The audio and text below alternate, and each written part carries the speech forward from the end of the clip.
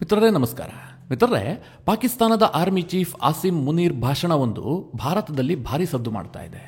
ಕಾರಣ ಏನು ಕೇಳಿದ್ರೆ, ಆತ ಕಾಶ್ಮೀರದ ಬಗ್ಗೆ ಮಾತನಾಡಿದ್ದಾನೆ, ಭಾರತದ ಸೈನಿಕರ ಬಗ್ಗೆ ಮಾತನಾಡಿದ್ದಾನೆ, ಭಾರತ ಮತ್ತು ಪಾಕ್ ವಿಭಜನೆಯಾದ ಇತಿಹಾಸದ ಬಗ್ಗೆ ಮಾತನಾಡಿದ್ದಾನೆ, ಹಾಗೆ ಹಿಂದೂಗಳ ಬಗ್ಗೆಯೂ ಕೂಡ ಮಾತನಾಡಿದ್ದಾನೆ. ಕೇವಲ ಮಾತನಾಡಿದರೆ ಸುದ್ದಿ ಆಗ್ತಾ ಇರಲಿಲ್ಲ. ಆತ ಪುಂಖಾನುಪುಂಖವಾಗಿ ಮಾತನಾಡೋದ್ರ ಜೊತೆಗೆ ತನ್ನ ಬೆನ್ನನ್ನು ತಾನೇ ತಟ್ಕೊಂಡಿದ್ದಾನೆ, ದೊಡ್ಡ ಘೋಷಣೆಯನ್ನು ಮಾಡಿದ್ದಾನೆ.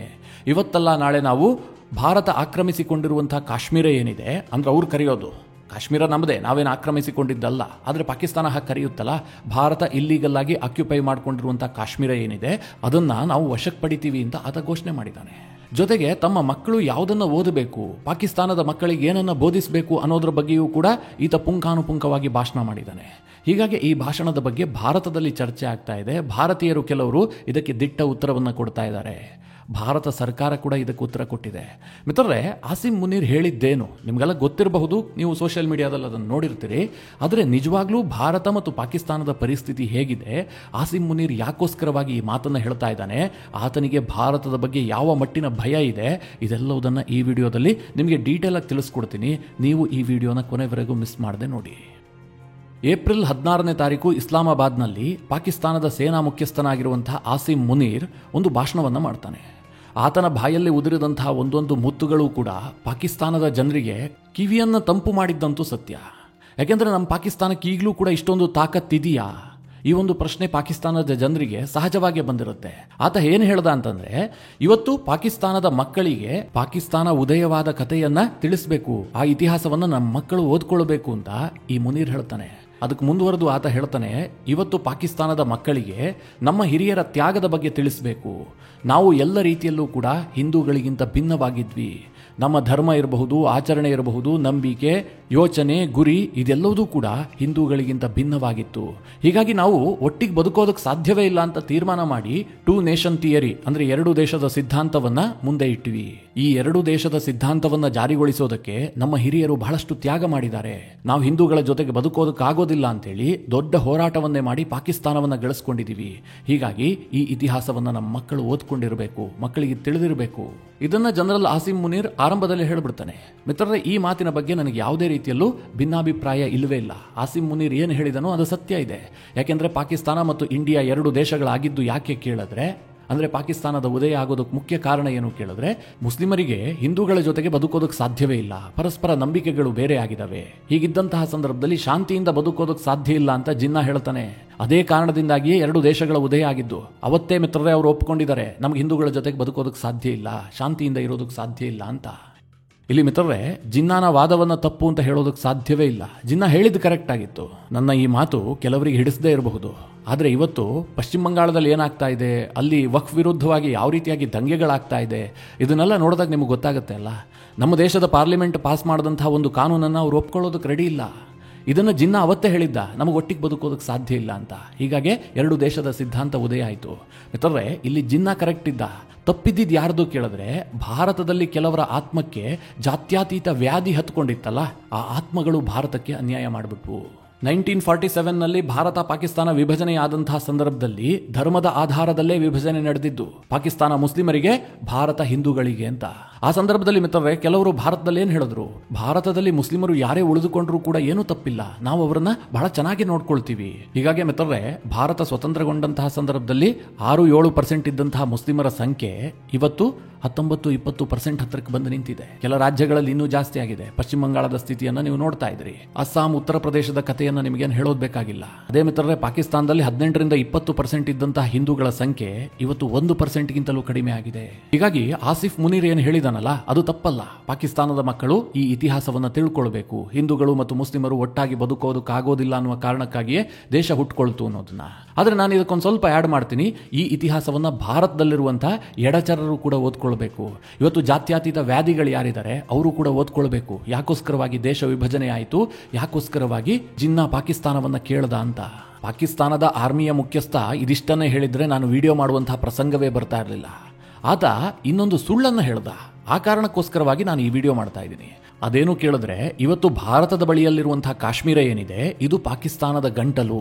ಇವತ್ತಲ್ಲ ನಾಳೆ ನಾವು ಅದನ್ನ ಪಡೆದೇ ತೀರ್ತೀವಿ, ಅದನ್ನು ಯಾರಿಂದಲೂ ತಪ್ಪಿಸಲು ಸಾಧ್ಯವಿಲ್ಲ ಅಂತ ಆತ ಬಡಾಯಿ ಕೊಚ್ಕೊಳ್ತಾನೆ. ಮಿತ್ರರೇ, ಭಾರತದ ಭೂಭಾಗವಾಗಿರುವಂತಹ ಕಾಶ್ಮೀರವನ್ನ ಅವರ ಗಂಟಲು ಅಂತ ಅವ್ರು ಹೇಳ್ಕೊಳ್ತಾರೆ ಅಂತಂದ್ರೆ ಅದಕ್ಕೇನು ಅರ್ಥ ಇದೆ? ಆದ್ರೂ ಪಾಕಿಸ್ತಾನ ಅಂತಹದೊಂದು ಕನಸು ಕಾಣ್ತಾ ಇದೆ. ಅದಕ್ಕೆ ಭಾರತ ಈಗ ಉತ್ತರ ಕೊಟ್ಟಿದೆ. ಏನಂತ? ಪಿಒಕೆಯನ್ನ ಪಾಕಿಸ್ತಾನ ಅಕ್ರಮವಾಗಿ ತನ್ನ ವಶದಲ್ಲಿ ಇಟ್ಕೊಂಡಿದೆ.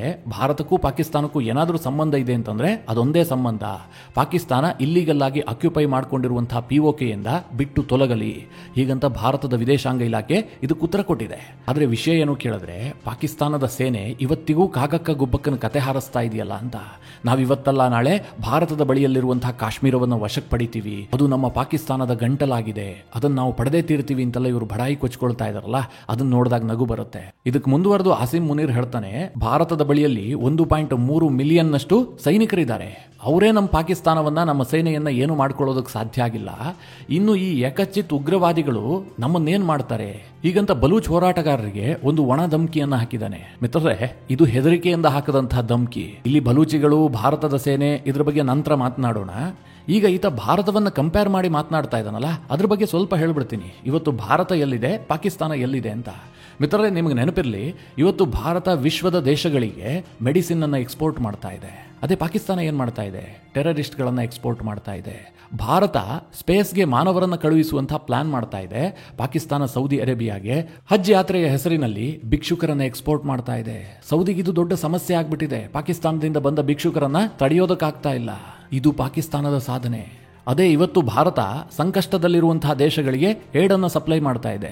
ಉದಾಹರಣೆಗೆ ಥೈಲ್ಯಾಂಡ್, ಮಯನ್ಮಾರ್ನಲ್ಲಿ ಭೂಕಂಪ ಆಯಿತು, ಭಾರತ ಏಡನ್ನು ಕಳುಹಿಸಿತು. ಟರ್ಕಿಯಲ್ಲಿ ಭೂಕಂಪ ಆಯಿತು, ನಮ್ಮ ಪರಿಹಾರ ಸಾಮಗ್ರಿಗಳು ಟರ್ಕಿಗೆ ಹೋದ್ವು. ಅಷ್ಟೇ ಏಕೆ, ಕಳೆದ ವರ್ಷ ಜಿಂಬಾಬ್ವೆ, ಜಾಂಬಿಯಾದಲ್ಲೆಲ್ಲ ವಿಪರೀತವಾದಂತಹ ಬರಗಾಲ ಬಂತು. ಭಾರತ 1,000 ಮೆಟ್ರಿಕ್ ಟನ್ನಷ್ಟು ಆಹಾರ ವಸ್ತುಗಳನ್ನು ಜಿಂಬಾಬ್ವೆ ಮತ್ತು ಜಾಂಬಿಯಾಗೆ ಕಳುಹಿಸಿಕೊಡ್ತು. ಇದೇನನ್ನ ಸೂಚಿಸುತ್ತೆ? ಇವತ್ತು ವಿಶ್ವದಲ್ಲಿ ಎಲ್ಲೇ ಸಂಕಷ್ಟ ಇರಲಿ, ಅವರಿಗೆ ಸಹಕಾರ ಮಾಡುವಂತಹ ಕೆಪಾಸಿಟಿ ಭಾರತಕ್ಕಿದೆ. ಅದೇ ಪಾಕಿಸ್ತಾನದ ಪರಿಸ್ಥಿತಿ ಹೇಗಿದೆ ಗೊತ್ತಾ? ಅವರು ಈಗಲೂ ಕೂಡ IMFನಿಂದ ಲೋನ್ ಪಡೆದುಕೊಂಡಿದ್ದಾರೆ. ಚೈನಾ ಎಷ್ಟು ಲೋನ್ ಕೊಡುತ್ತೆ ಅಂತ ಬೆಗ್ ಮಾಡ್ತಾ ಇದ್ದಾರೆ. ಬೇರೆ ದೇಶದ ಲೋನ್ನ ಸಹಾಯದಿಂದ ಬದುಕ್ತಾ ಇರುವಂತಹ ದೇಶ ಪಾಕಿಸ್ತಾನ. ಅವರು ಭಾರತದೊಂದಿಗೆ ಕಂಪೇರ್ ಮಾಡ್ಕೊಳ್ತಾ ಇದ್ದಾರೆ. ಭಾರತ ಇವತ್ತು ಚೀನಾದ ವಿಸ್ತರಣಾವಾದಕ್ಕೆ ಬ್ರೇಕ್ ಹಾಕಿದೆ. ನೀವು ಮುಂದೆ ಬಂದ್ರೆ ನಾವು ತಡಿತೀವಿ, ನಿಮ್ ವಿಸ್ತರಣಾವಾದವನ್ನು ನಾವು ಒಪ್ಪೋದಿಲ್ಲ ಅಂತ ಭಾರತ ಹೇಳ್ತಾ ಇದೆ. ಅದೇ ಪಾಕಿಸ್ತಾನ ಏನ್ ಮಾಡ್ತಾ ಇದೆ ಗೊತ್ತಾ? ಚೈನಾಗೆ ರತ್ನಗಂಬಳಿ ಹಾಕಿ ಸ್ವಾಗತ ಮಾಡಿದ ಪರಿಣಾಮದಿಂದಾಗಿ ಇವತ್ತು ಪಾಕಿಸ್ತಾನ ಪರೋಕ್ಷವಾಗಿ ಚೈನಾದ ವಸಾಹತಾಗಿ ಮಾರ್ಪಟ್ಟಿದೆ. ಇವತ್ತು ಭಾರತದಲ್ಲಿ IPL ನಡೀತಾ ಇದೆ. ಇದರಲ್ಲಿ ಬಿಲಿಯನ್ ಗಟ್ಟಲೆ ಡಾಲರ್ ವ್ಯವಹಾರ ನಡೆಯುತ್ತೆ. ಅದೇ ಪಾಕಿಸ್ತಾನದಲ್ಲೂ ಕೂಡ ಕ್ರಿಕೆಟ್ ಲೀಗ್ ನಡೀತಾ ಇದೆ. ವಿಪರ್ಯಾಸ ಏನು ಕೇಳಿದ್ರೆ, ಅಲ್ಲಿ ಮ್ಯಾನ್ ಆಫ್ ದ ಮ್ಯಾಚ್ ಆದಂತವರಿಗೆ ಹೇರ್ ಡ್ರೈಯರ್ ಉಡುಗೊರೆಯಾಗಿ ನೀಡುವಂತಹ ಪರಿಸ್ಥಿತಿ ಉಂಟಾಗಿದೆ. ಮಿತ್ರರೇ, ಇಂತಹ ಪರಿಸ್ಥಿತಿಯಲ್ಲಿ ಪಾಕಿಸ್ತಾನದ ಸೇನಾ ಮುಖ್ಯಸ್ಥ ಹೇಳ್ತಾ ಇದ್ದಾನೆ, ನಾವು ಭಾರತದ ಬಳಿ ಇರುವಂತಹ ಕಾಶ್ಮೀರವನ್ನು ವಶಕ್ಕೆ ಪಡಿತೀವಿ, ಅದು ನಮ್ಮ ಗಂಟಲು, ನಾವು ಯಾವತ್ತೂ ಅದನ್ನ ತ್ಯಾಗ ಮಾಡೋದಿಲ್ಲ. ಯಾಕೆ ಪಾಕಿಸ್ತಾನದ ಸೇನಾ ಮುಖ್ಯಸ್ಥ ಆಸಿಮ್ ಮುನೀರ್ ಇಷ್ಟೆಲ್ಲ ಬಡಾಯಿ ಕೊಚ್ಕೊಳ್ತಾ ಇದ್ದಾನೆ? ಇದ್ದಕ್ಕಿದ್ದಂತೆ ಈ ಜಿನ್ನಾನ ಆತ್ಮ ಬಂದು ಈ ಸೇನಾ ಮುಖ್ಯಸ್ಥನ ದೇಹವನ್ನ ಸೇರಿದ್ದಾದ್ರೂ ಯಾಕೆ ಅಂತ ಪ್ರಶ್ನೆ ಕೇಳಿದ್ರೆ, ಪಾಕಿಸ್ತಾನದ ಪರಿಸ್ಥಿತಿ ಅದಕ್ಕೆ ಉತ್ತರ ಕೊಡ್ತಾ ಇದೆ. ನಿಮಗೆ ನೆನಪಿರಲಿ ಮಿತ್ರರೇ, ಪಾಕಿಸ್ತಾನ ಇತಿಹಾಸದಲ್ಲೇ ಅತ್ಯಂತ ಕೆಟ್ಟ ಪರಿಸ್ಥಿತಿಯನ್ನು ಎದುರಿಸ್ತಾ ಇದೆ. ಕಳೆದ 10 ವರ್ಷದಲ್ಲಿ ಪಾಕಿಸ್ತಾನದ ಬಡತನ 40% ಜಾಸ್ತಿ ಆಗಿದೆ. ಅಂದ್ರೆ ಅಲ್ಲಿ 100 ಜನ ಬದುಕ್ತಾ ಇದ್ರೆ 40 ಜನ ಬಡತನ ರೇಖೆಗಿಂತ ಕೆಳಗೆ ಹೋಗಿದ್ದಾರೆ. ಅದೇ ಮಿತ್ರರೇ, ಭಾರತದಲ್ಲಿ ಏನಾಗ್ತಾ ಇದೆ? ನರೇಂದ್ರ ಮೋದಿ ಅವರು ಘೋಷಣೆ ಮಾಡಿದ್ರು, ನಾವು ಕಳೆದ ಇಂತಿಷ್ಟು ವರ್ಷದಲ್ಲಿ ಇಷ್ಟು ಕೋಟಿ ಮಂದಿಯನ್ನ ಬಡತನ ರೇಖೆಯಿಂದ ಮೇಲ್ ತಂದಿದ್ದೀವಿ, ಅವ್ರು ಇನ್ ಮುಂದೆ ಬಡವರಲ್ಲ ಅಂತ ಭಾರತ ಘೋಷಣೆ ಮಾಡ್ತಾ ಇದೆ. ಅದೇ ಪಾಕಿಸ್ತಾನದಲ್ಲಿ ಈ ಹಿಂದೆ ಸಾಮಾನ್ಯ ಜೀವನ ಮಾಡ್ತಿದ್ದವರು ಕೂಡ ಇವತ್ತು ಬಡತನ ರೇಖೆಗಿಂತ ಕೆಳಗೆ ವಾಸ ಮಾಡ್ತಾ ಇದ್ದಾರೆ. ಹೊತ್ತಿನ ಊಟಕ್ಕೆ ಕಷ್ಟಪಡುವಂತಹ ಪರಿಸ್ಥಿತಿ ಹೋಗಿದ್ದಾರೆ. ಇದು ಪಾಕಿಸ್ತಾನದ ಇವತ್ತಿನ ಪರಿಸ್ಥಿತಿ. ಹಾಗೆ ಕಳೆದ 10 ವರ್ಷದಲ್ಲಿ ಪಾಕಿಸ್ತಾನದ ಕರೆನ್ಸಿ 177% ಅಪಮೌಲ್ಯಗೊಂಡಿದೆ. ಹಾಗೆ ನಿರುದ್ಯೋಗ 10% ಅನ್ನು ದಾಟಿದೆ. ಇನ್ನು ಪಾಕಿಸ್ತಾನದ ಒಟ್ಟಾರೆ ಸಾಲ $280 ಬಿಲಿಯನ್ ಅನ್ನು ದಾಟಿದೆ. ಪಾಕಿಸ್ತಾನದ ಟೋಟಲ್ GDPಯ 83% ಸಾಲವೇ ಆಗಿದೆ. ಭಾರತದ ರೂಪಾಯಿಯಲ್ಲಿ ಹೇಳಬೇಕು ಅಂತಂದ್ರೆ 26 ಲಕ್ಷ ಕೋಟಿಯಷ್ಟು ಪಾಕಿಸ್ತಾನದ ತಲೆಯ ಮೇಲೆ ಸಾಲ ಇದೆ. ಹೀಗಾಗಿ ಪಾಕಿಸ್ತಾನ ನಿಂತ್ಕೊಳ್ಳೋದಕ್ಕೆ ಆಗ್ತಾ ಇಲ್ಲ. ಇದಿಷ್ಟರ ಜೊತೆಗೆ ತಾನೇ ಸಾಕಿ ಸಲಹಿದಂತಹ ಭಯೋತ್ಪಾದನೆ ಇವತ್ತು ಪಾಕಿಸ್ತಾನವನ್ನ ಕಿತ್ತು ತಿಂತಾ ಇದೆ. ಜೊತೆಗೆ ಪ್ರತ್ಯೇಕವಾದಿಗಳ ಹೋರಾಟ ಪಾಕಿಸ್ತಾನದ ಸೇನೆಗೆ ಗಾಯದ ಮೇಲೆ ಬರೆ ಎಳೆದಂತೆ ಮಾಡ್ತಾ ಇದೆ. ನಿಮಗೆಲ್ಲ ಗೊತ್ತಿರಬಹುದು, ಬಲೂಚ್ ಲಿಬರೇಷನ್ ಆರ್ಮಿ ಕಳೆದ ತಿಂಗಳು ಟ್ರೈನನ್ನೇ ಹೈಜಾಕ್ ಮಾಡಿದ್ರು. ಪಾಕಿಸ್ತಾನದ ಸೈನಿಕರನ್ನ ಇಲಿಗಳಂತೆ ಹೊಡೆದಾಕಿದ್ರು. ಇವತ್ತು ಬಲೂಚಿಸ್ತಾನ ಪಾಕಿಸ್ತಾನ ಒಟ್ಟಾರೆ ಭೂಪ್ರದೇಶದಲ್ಲಿ 44% ಇದೆ. ಬಲೂಚಿಸ್ತಾನ ಇಲ್ಲದಂತಹ ಪಾಕಿಸ್ತಾನವನ್ನ ನೀವು ಭೂಪಟದಲ್ಲಿ ಊಹೆ ಮಾಡೋದಕ್ಕೂ ಸಾಧ್ಯ ಇಲ್ಲ. ಅವ್ರಿಗೆ ಯಾವುದೇ ಅಸ್ತಿತ್ವವೇ ಉಳಿಯೋದಿಲ್ಲ. ಆ ಪರಿಸ್ಥಿತಿಯಲ್ಲಿ ಪಾಕಿಸ್ತಾನ ಇದೆ.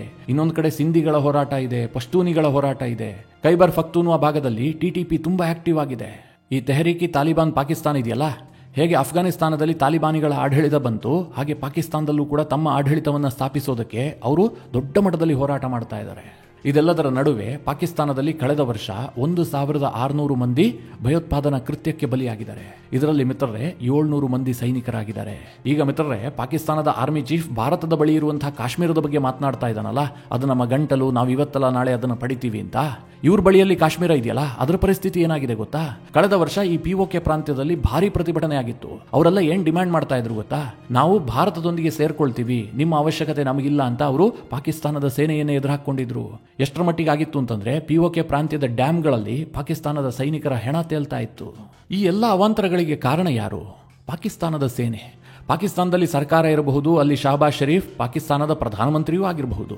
ಆದರೆ ಅಲ್ಲಿ ಪ್ರಧಾನಮಂತ್ರಿ ಯಾರಾಗಬೇಕು, ಯಾರು ಸರ್ಕಾರವನ್ನು ನಡೆಸಬೇಕು, ಏನು ಕಾನೂನು ಬರಬೇಕು, ಯಾರ ಜೊತೆಗೆ ಸಂಬಂಧವನ್ನು ಹೇಗೆ ಇಟ್ಕೊಂಡಿರಬೇಕು, ಭಾರತದೊಂದಿಗಿನ ಸಂಬಂಧ ಯಾವ ರೀತಿಯಾಗಿರಬೇಕು, ಇದೆಲ್ಲವುದನ್ನು ಡಿಸೈಡ್ ಮಾಡುವಂತಹದ್ದು ಪಾಕಿಸ್ತಾನದ ಸೇನೆ.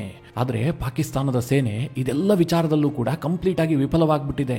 ಪಾಕಿಸ್ತಾನದ ಜನರಿಗೆ ಎಷ್ಟರ ಮಟ್ಟಿಗೆ ಆಕ್ರೋಶ ಇದೆ ಅಂತಂದ್ರೆ, ಇದೇ ಜನರಲ್ ಆಸಿಫ್ ಮುನೀರ್ ಏನಾದರೂ ತನ್ನ ಕೈಯಲ್ಲಿ ಶಸ್ತ್ರಾಸ್ತ್ರವನ್ನು ಇಟ್ಟುಕೊಳ್ಳದೆ ಪಾಕಿಸ್ತಾನದ ಬೀದಿಯಲ್ಲಿ ಓಡಾಡಿದ್ದೆ ಆದ್ರೆ ಪಾಕಿಸ್ತಾನದ ಜನ ಕಲ್ಲಲ್ಲಿ ಹೊಡಿತಾರೆ. ಯಾಕೆಂದ್ರೆ ಅಷ್ಟರ ಮಟ್ಟಿಗೆ ರೋಸ್ ಹೋಗಿದ್ದಾರೆ. ಸೇನೆ ಅಷ್ಟರ ಮಟ್ಟಿಗೆ ವಿಫಲವಾಗಿದೆ.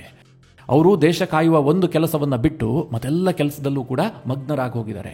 ಮಿತ್ರರೇ, ಈತ ಈಗ ಭಾರತದ ಬಗ್ಗೆ ಹೇಳ್ತಾ ಇದ್ದಾನಲ್ಲ, ಭಾರತ ನಮ್ಮನ್ನು ಯಾವತ್ತೂ ಏನು ಮಾಡೋದಕ್ಕೆ ಸಾಧ್ಯ ಆಗಿಲ್ಲ, ಭಾರತದ ಬಳಿಯಲ್ಲಿ 13 ಮಿಲಿಯನ್ ಸೈನಿಕರಿದ್ದಾರೆ, ಅವರೇ ನಮ್ಮನ್ನ ಹಂದಾಡಿಸೋದಕ್ಕೆ ಸಾಧ್ಯ ಆಗಿಲ್ಲ ಅಂತ ಹೇಳ್ತಾ ಇದ್ದಾನಲ್ಲ, ಇದು ಈತನ ಬಡಾಯಿ ಕೊಚ್ಚಿಕೊಳ್ಳುವಂತಹ ಭಾಷಣವೇ ಹೊರತು ಜೋರಾಗಿ ಕೇಳಿದ್ರೆ ಈತನ ಮೀಟರ್ ಆಫ್ ಆಗುತ್ತೆ.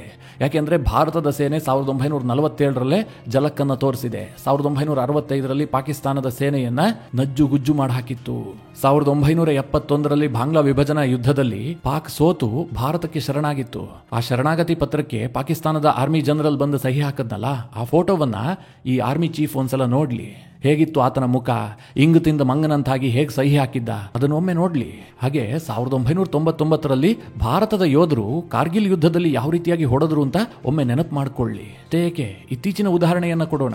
2016ರ ಸರ್ಜಿಕಲ್ ಸ್ಟ್ರೈಕ್, 2019ರ ಏರ್ ಸ್ಟ್ರೈಕ್, ಇದೆಲ್ಲದರಲ್ಲಿ ಪಾಕಿಸ್ತಾನ ಯಾವ ರೀತಿಯಾಗಿ ಒದೆ ತಿಂದಿದೆ ನೆನಪು ಮಾಡ್ಕೊಳ್ತಿದ್ದ ಹಾಗೆ ಇದೇ ಆಸಿಮ್ ಮುನೀರ್ನ ಚಡ್ಡಿ ಒದ್ದೆ ಆಗತ್ತೆ. ಭಾರತ ಆ ರೀತಿಯಾಗಿ ಇತಿಹಾಸದಲ್ಲಿ ಪಾಕಿಸ್ತಾನಕ್ಕೆ ಹೊಡೆತ ಕೊಟ್ಟಿದೆ. ಆದರೂ ಕೂಡ ಈಗ ಮತ್ತೆ ಬಡಾಯಿ ಕೊಚ್ಕೊಳ್ತಾ ಇದ್ದಾನೆ.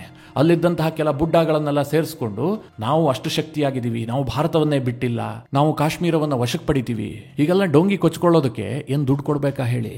ಬಿಟ್ಟಿಯಾಗಿ ಭಾಷಣ ಮಾಡಬಹುದು. ಅದನ್ನು ಕೇಳಿಸ್ಕೊಂಡು ಚಪ್ಪಾಳೆ ತಟ್ಟಿದಾರಲ್ಲ, ಅವ್ರನ್ನ ನೋಡಿದ್ರೆ ಅಯ್ಯೋ ಪಾಪ ಅಂತ ಅನಿಸುತ್ತೆ.